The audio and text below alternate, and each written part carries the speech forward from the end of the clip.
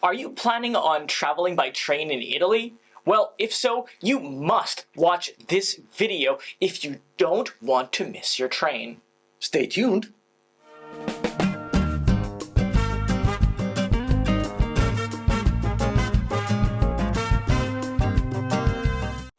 Hi everyone, I'm Rick. And I'm Andrea. And today we'll give you one extremely important tip about Italian trains, so you won't ever miss any train again. But first, if you like travel-related videos like this one, now it's a great time to hit the subscribe button down below, so you'll never miss any future video, not just the train. Exactly. Okay, this time he's the funny one. Alright, look, first things first.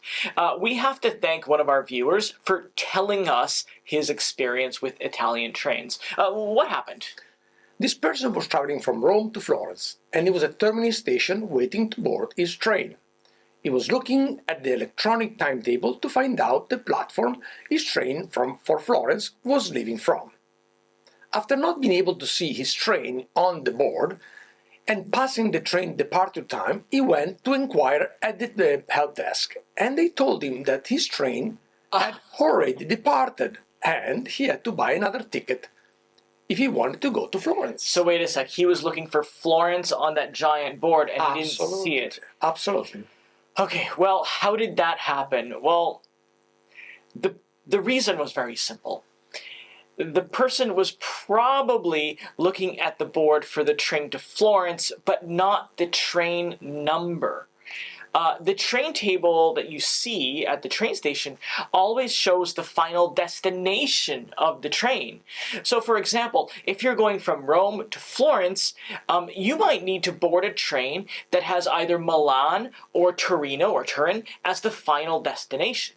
And if you look at the electronic board, well, you're not going to see Florence there, right? And it's the same, if you're going from Venice to Florence, the board will show Naples, Sorrento, or Rome as Salerno. Right, of course. Well, either way, for this reason, it's crucial to look at the train number on the board and not the destination. When you arrive at the train station, take a minute to familiarize yourself with the electronic board. This will give you a lot of information. First, you will be able to see if the train is on time or if it's delayed. Second, you will be able to see the platform your train will depart from. In big stations such as Milan, Rome, Florence or Naples, where there are lots of platforms, the platform will show up 10 to 15 minutes before departure. So check the board very often to see which platform your train is leaving from. Exactly. Now, in case you're wondering, the platform in Italian will be shown as a BIN. It's an abbreviation for binario, and it will show up before the train is there, but not too much before. So don't worry too much if you don't see it. It's actually not that big of a deal. It's totally normal because the train binario or platform will be chosen most likely towards the end, once the train is almost in the station. So not to worry there. I mean, you can actually go and have a glass of wine or something while you're waiting. Not too many glasses, because then it's another reason to miss your train. All right. So, bottom line, you must always look for the train number to find the platform or the binario the train is leaving from. Don't look at the destination. For us that we are used to this, to catch train in Italy, it's simply the obvious thing to do, but we understand that if you're coming from a different country, this might not be obvious and might be a problem. Well, actually, in the States, I mean, train travel is not really as popular as it is here in Europe. Absolutely. Now, another very important tip, if you don't want to miss your train, is to arrive at the train station at least 20 to 30 minutes prior to departure. And this is especially important in the big stations like Milano Centrale, Roma Termini, or Firenze, Florence, Santa Maria Novella. In fact, these stations, well, you might have to walk a few minutes from the entrance to the platform. Especially with suitcase, it might take a while. Oh, yeah.